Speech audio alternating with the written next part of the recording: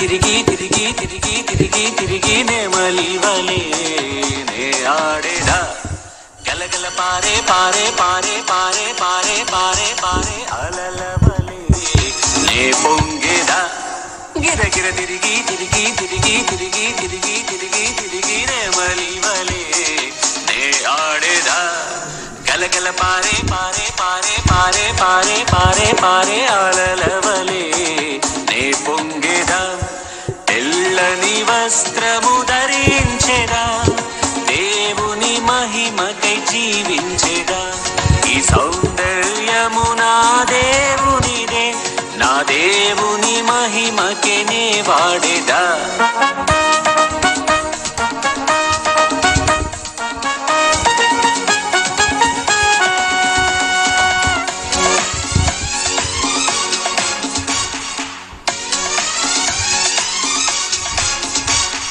గిరగిర తిరిగి తిరిగి తిరిగి తిరిగి తిరిగి తిరిగి తిరిగి నెమలి వలే నే ఆడేదా గలగల పారే పారే పారే పారే పారే పారే పారే అలల వలే నే పొంగేదా గిరగిర తిరిగి తిరిగి తిరిగి తిరిగి తిరిగి తిరిగి తిరిగి నెమలి వలే నే ఆడేదా గలగల పారే పారే పారే పారే పారే పారే పారే అలల వలే నే పొంగేదా యేసుని శిష్యునిగా ఉండేదా ఆయన సువార్తనే చాటేదా కముకై వేచి ఉండేదా జీవ కిరీటమునే పొందేదా గిరగిర తిరిగి తిరిగి తిరిగి తిరిగి తిరిగి తిరిగి తిరిగి నెమలి వలే నే ఆడేదా. దేవుని అతి పరిశుద్ధ నామమునకు మహిమ కలుగునుగాక. దేవుని బిడ్డలారా, ఈరోజు దేవుని యొక్క అమూల్యమైన వాక్యమును మనం ధ్యానం చేద్దాం. లూకా సువార్త 11వ అధ్యాయము 5వ వచనము నుండి చూద్దాం. మరియు ఆయన వారితో ఇట్లనెను, మీలో ఎవరికైనను ఒక స్నేహితుడుండగా అతడు అర్ధరాత్రి వేళ ఆ స్నేహితుని యొద్దకు వెళ్ళి, స్నేహితుడా, నాకు 3 రొట్టెలు బదులిమ్ము, నా స్నేహితుడు ప్రయాణము చేయుచు మార్గములో నా యొద్దకు వచ్చి ఉన్నాడు, అతనికి పెట్టుటకు నా యొద్ద ఏమీ లేదని అతనితో చెప్పిన ఎడల అతడు లోపలనే ఉండి, నన్ను తొందర పెట్టవద్దు, తలుపు వేసి ఉన్నది, నా చిన్నపిల్లలు నాతో కూడా పండుకొని ఉన్నారు, నేను లేచి ఇయ్యలేనని చెప్పునా? అతడు తన స్నేహితుడైనందున లేచి ఇయ్యకపోయినను అతడు సిగ్గుమాలి మాటి మాటికి అడుగుట వలన అయినను లేచి అతనికి కావలసినవన్నీ ఇచ్చును అని మీతో చెప్పుచున్నాను. అటువలే మీరును అడుగుడి, మీకియ్యబడును, వెదకుడి, మీకు దొరుకును, తట్టుడి, మీకు తీయబడును, అడుగు ప్రతివానికి ఇయ్యబడును, వెతుకువానికి దొరుకును, తట్టువానికి తీయబడునని మీతో చెప్పుచున్నాను. చిన్ని ప్రార్థన చేద్దాం. మహాపరిశుద్ధుడు అయిన మా ప్రియమైన పరలోకపు తండ్రి, ఈ సమయమున మీ అమూల్యమైన వాక్యమును మేము ధ్యానం చేస్తూ ఉన్నాము. మీ వాక్యము ద్వారా మాతో మాట్లాడండి, మీ వాక్యముతో మా హృదయము నింపండి. ఈ వాక్యము ద్వారా మేము ఆత్మీయముగా బలపరచబడుటకు సహాయం చేయండి. మహిమ ఘనత మీరే పొందండి. యేసు నామమున ప్రార్థిస్తూ ఉన్నాము పరమ తండ్రి, ఆమేన్. దేవుని బిడ్డలారా, ఈ చదవబడిన భాగములో అద్భుతమైన విషయాలు ఇమిడి ఉన్నాయి. వాటిని మనము కొద్దిసేపు ధ్యానం చేద్దాం. ఏమిటంటే, ఇద్దరు స్నేహితుల గురించి చెబుతున్నాడు. అది అర్ధరాత్రి సమయం. ఒక స్నేహితుడు తన గృహములో తన బిడ్డలను ప్రక్కన పడుకోబెట్టుకుని నిద్రపోతూ ఉన్నాడు. మరి ఒక స్నేహితుడి ఇంటికి చుట్టాలు వచ్చారు. కాబట్టి ఆ చుట్టాలకి వచ్చారు. పెట్టడానికి తన ఇంట్లో ఏమీ లేకపోతే అతడు తన స్నేహితుడి దగ్గరికి వచ్చాడు. వచ్చి తలుపు తడుతున్నాడు. స్నేహితుడా, తలుపు తీ, మా ఇంటికి నా స్నేహితుడు వచ్చాడు, కాబట్టి అతనికి పెట్టడానికి నా దగ్గర ఏమీ లేదు, నాకు 3 రొట్టెలు కావాలి, దయచేసి 3 రొట్టెలు ఇవ్వు, నేను వెళ్ళిపోతాను అని తన స్నేహితుడిని అడుగుతున్నాడు. చాలాసేపు ఇతడు తలుపు తీయలేదు. అయినా తలుపులు తడుతున్నాడు, అడుగుతున్నాడు. ఎంతసేపు తలుపు తట్టినా తలుపు తీయటం లేదు. సిగ్గుమాలి మాటి మాటికి అడుగుతున్నాడట.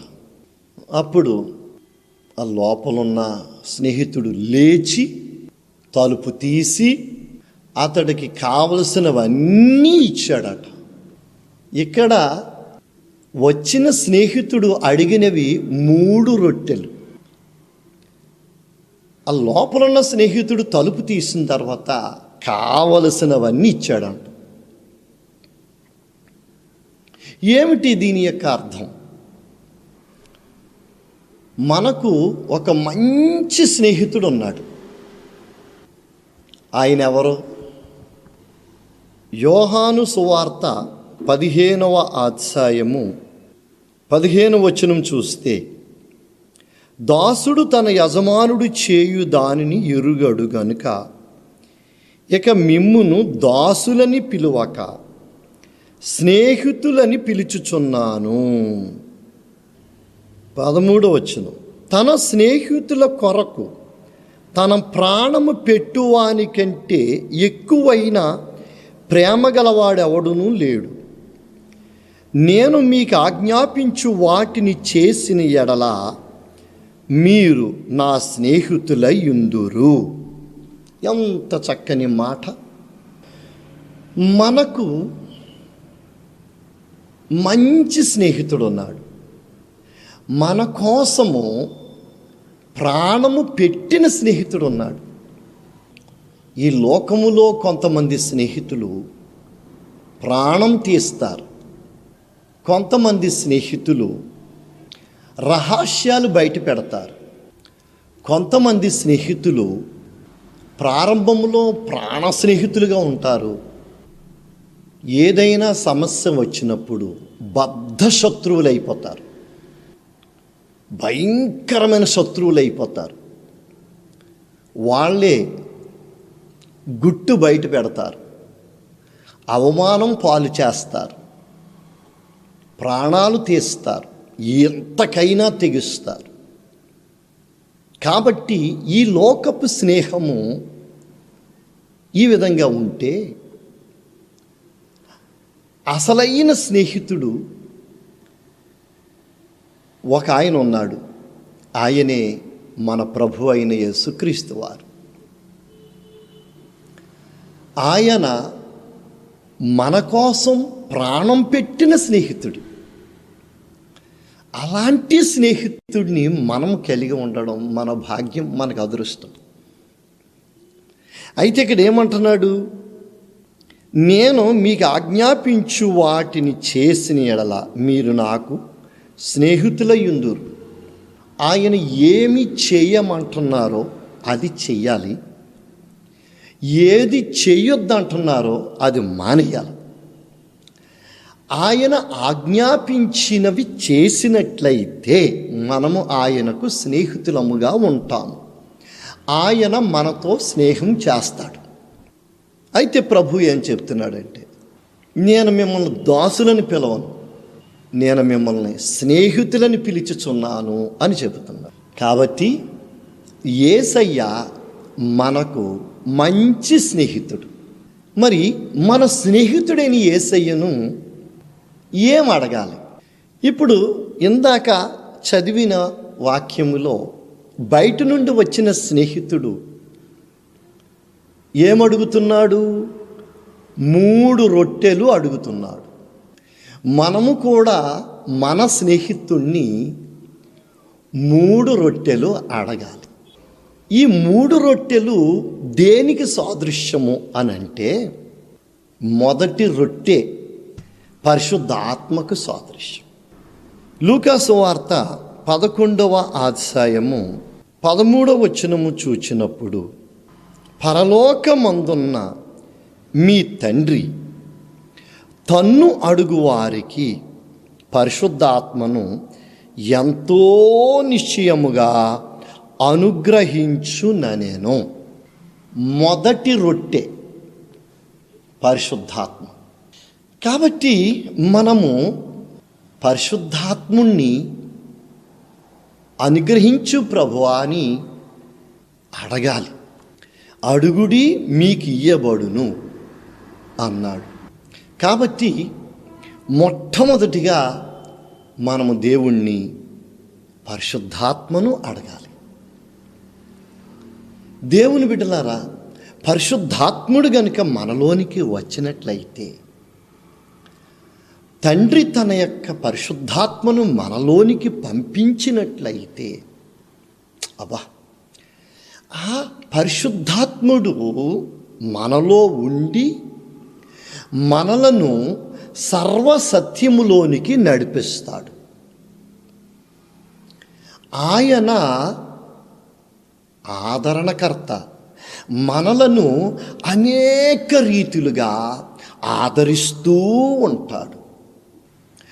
మనకు అనేకమైన వరములను, ఫలములను అనుగ్రహిస్తాడు.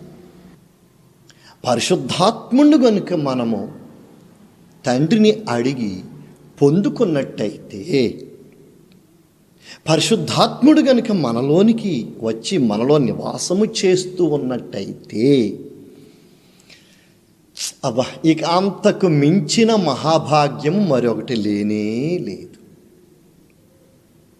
అది మొదటి రొట్టె, పరిశుద్ధాత్మకు గురుతు. రెండవ రొట్టె యాకోబు పత్రిక 1వ అధ్యాయము 5వ వచనం, మీలో ఎవనికైనను జ్ఞానము కొదువుగా ఉన్న ఎడల అతడు దేవుని అడుగవలెను, అప్పుడు అది అతనికి అనుగ్రహింపబడును. ఆయన ఎవనిని గద్దింపక అందరికిని ధారాళముగా దయచేయువాడు. అయితే అతడు ఏమాత్రమును సందేహింపక విశ్వాసముతో అడుగవలెను.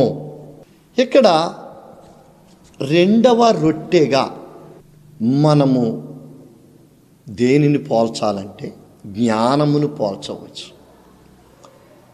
కాబట్టి మీలో ఎవరికైనా జ్ఞానము కొదువుగా ఉన్న ఎడల అతడు దేవుని అడుగవలెను. మీరెవరైనా జ్ఞానము గురించి దేవుణ్ణి ఎప్పుడైనా అడిగారా? నిజముగా జ్ఞానము లేకపోతే మనము చాలా విషయాలు తెలుసుకోలేము.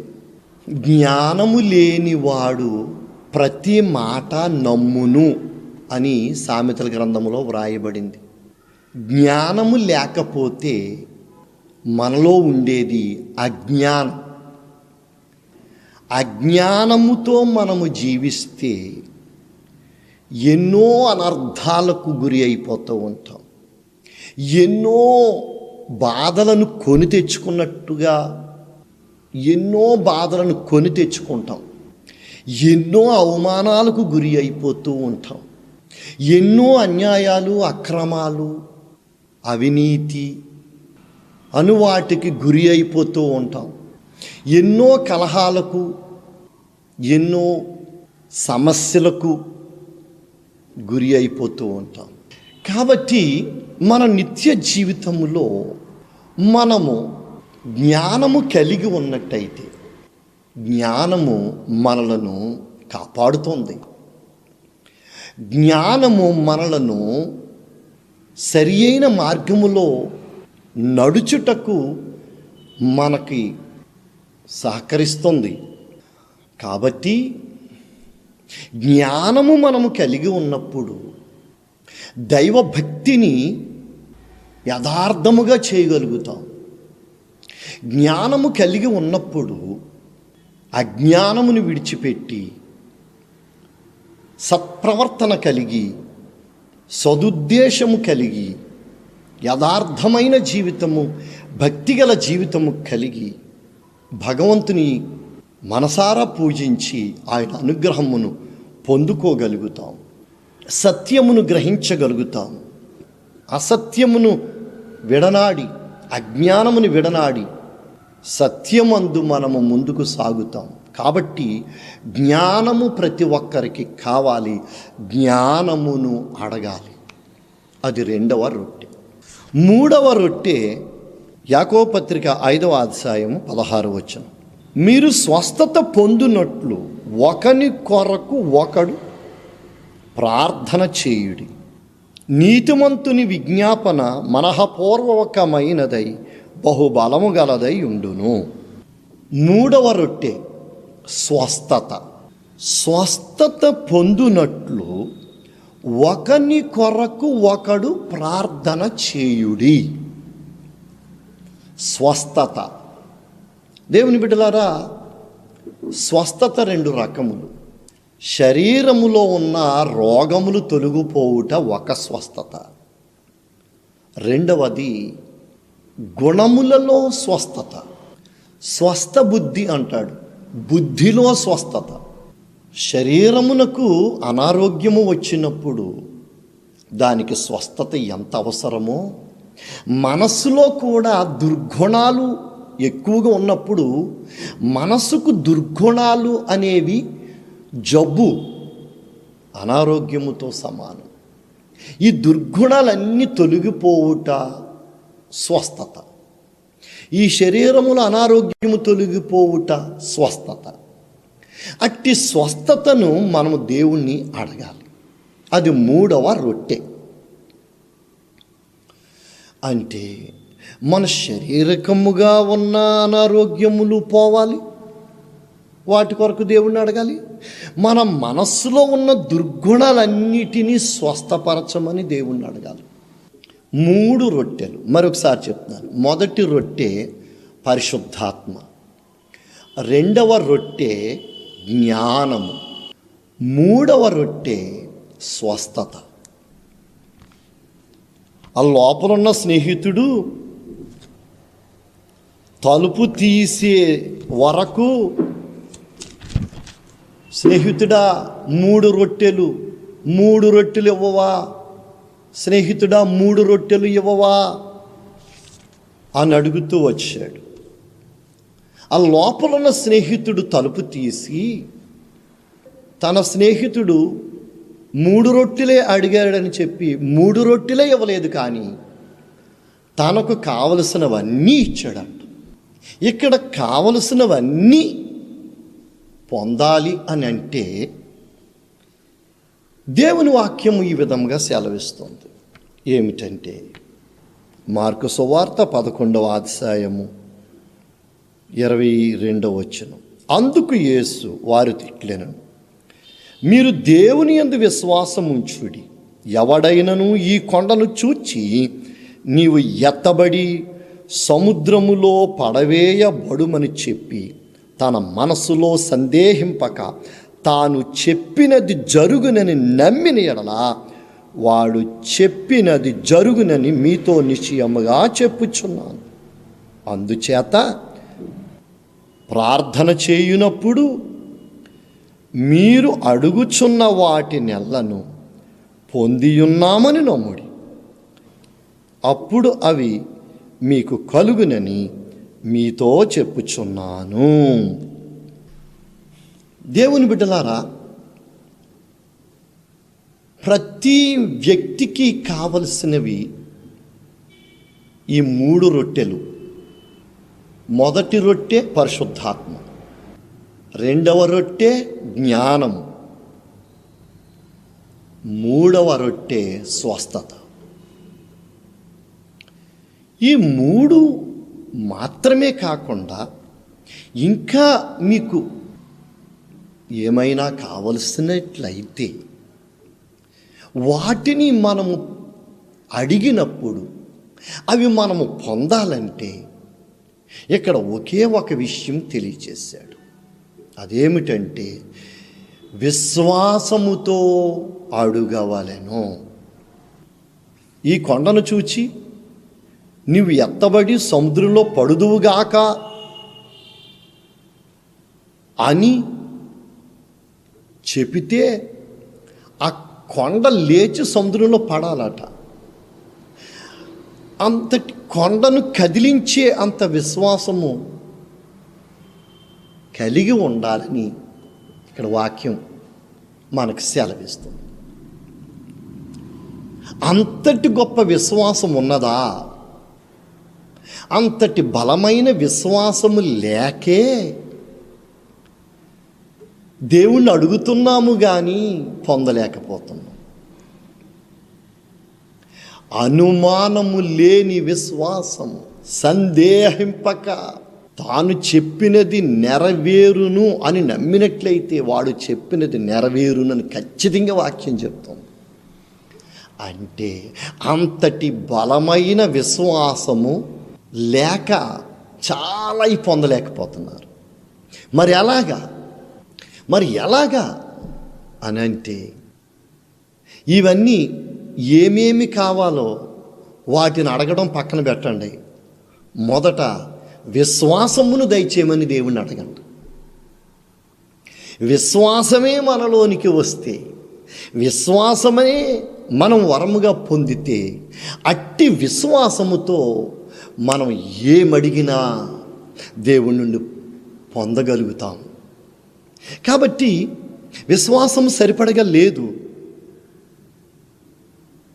అడిగినా పొందలేకపోతున్నాం. అవన్నీ పక్కన పెట్టండి, ఇంకేం అడగండి, విశ్వాసం కొరకు అడగండి. అనుమానము లేని బలమైన విశ్వాసము నాకు దయచేయి ప్రభు అని అడగండి. దేవుడు విశ్వాసమును వరముగా ఇస్తాడు. అట్టి విశ్వాసముతో ఏమైనా సాధించగలుగుతాం. ఇదండి 3 రొట్టెల మర్మం.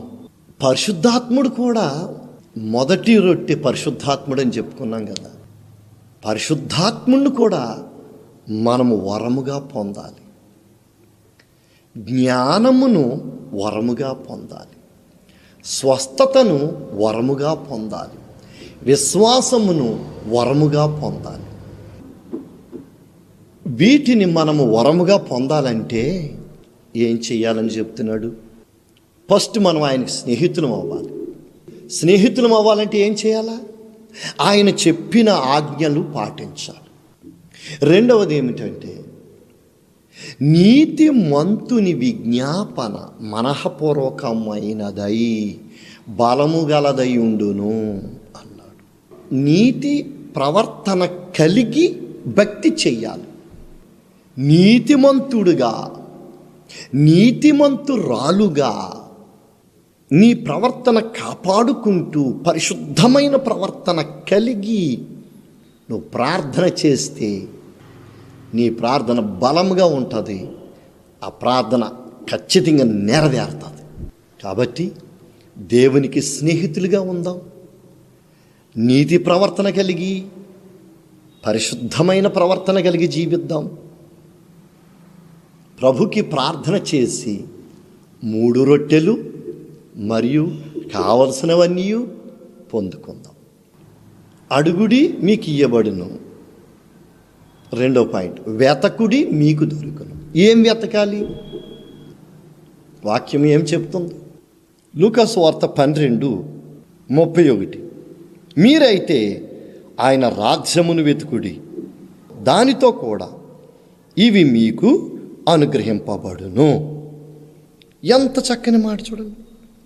మీరైతే ఆయన రాజ్యమును వెతకండి. మీరు ఆయన రాజ్యమును వెతికినట్లయితే దానితో పాటు ఈ భూలోకములో ఉన్నవన్నీ కూడా మీకు అనుగ్రహింపబడును. సూత్రం ఏమిటంటే దేవుని బిడ్డలారా, భూలోకములో ఉన్నవి మనము పొందాలంటే వాటిని మనం వెంబడించకూడదు, కానీ మనం పరలోక రాజ్యమును వెతకాలి. దాని కొరకు మనం ప్రయాసపడాలి, దాని కొరకు మనం భక్తి చేయాలి. అప్పుడు భూలోకములో ఉన్నవన్నీ కూడా మనకు అనుగ్రహింపబడతాయి. కొలస్సీ పత్రిక 3వ అధ్యాయం 1వ వచనములో చెప్పబడింది చాలా అమూల్యమైన మాట. మీరు క్రీస్తుతో కూడా లేపబడిన వారైతే పైనున్న వాటినే వెతుకుడి, అక్కడ క్రీస్తు దేవుని కుడిపార్శ్వమున కూర్చుండి ఉన్నాడు. మీరు పైనున్న వాటి మీదనే కానీ భూ సంబంధమైన వాటి మీద మనస్సు పెట్టుకొనకుడి అని చెబుతున్నాడు. భూ సంబంధమైన వాటి మీద మనసు పెట్టుకోకూడదు, పైనున్న వాటిని వెతకాలి, పైనున్న వాటి మీద మనసు పెట్టుకోవాలి. అప్పుడు ఈ భూలోకములో మనకు కావలసినవి అన్నీ కూడా అనుగ్రహింపబడతాయని అమూల్యమైన సత్యాన్ని బైబిల్ మనకి నేర్పిస్తుంది. కాబట్టి 3 రెట్లు అడుగుదాం, కావలసినన్ని పొందుదాం. మరి వాటిని పొందాలంటే ఏం చేయాలా? యేసయ్య చెప్పిన ఆజ్ఞలన్నీ పాటించాలా. రెండవది ఏమిటి? నీతిగా జీవించాలా. మూడవది ఏమిటి? పరలోకమును వెతకాలి. అప్పుడు ఇవన్నీ మనము పొందుతాం. ఎంతటి వాక్యం ముగిస్తున్నాను. దేవుడి వాక్యమును మన వినికిడిలో దీవించుగాక. ఆమేన్. చిన్ని ప్రార్థన. పరిశుద్ధుడైన మా పరమ తండ్రి, మీ పరిశుద్ధ నామమునకు స్తుతి స్తోత్రం వందనాలు మీకే చెల్లిస్తున్నాను. ఇంతవరకు మీ అమూల్యమైన వాక్యమును మీరు మాకు బయలుపరిచినందుకు స్తోత్రములు. ఈ చెప్పిన వాక్యము వినిన ఈ బిడ్డలందరినీ బహుగా దీవించి ఆశీర్వదించండి. భక్తులుగాను, ఆత్మీయతలోను, ప్రార్థనలోను, విశ్వాసములోను, నీతిలోను, పరలోకమును వెతికేవారుగాను, ప్రార్థించేవారుగాను బిడలను తీర్చిదిద్దండి. ఈ వాక్యము ద్వారా ఈ బిడలు ఆత్మీయముగా బలపరచబడుటకు సహాయం చేయండి. యేసు ప్రభునామమున ప్రార్థించి వేడుకుంటూ ఉన్నాము పరమ తండ్రి. ఆమేన్. ఆశీర్వాదం. ఇప్పుడు మన తండ్రి అయిన దేవుని ప్రేమయు, మన ప్రభు అయిన యేసుక్రీస్తు వారి కృపయు, పరిశుద్ధాత్మ యొక్క ఆదరణ, ఆనందం, శాంతి, సమాధానం వాక్యం ఆలకించిన భక్తులందరికీ ప్రభు కృప ఇప్పుడును ఎల్లప్పుడూను సదాకాలం తోడయుండునుగాక. ఆమేన్. Praise the lord.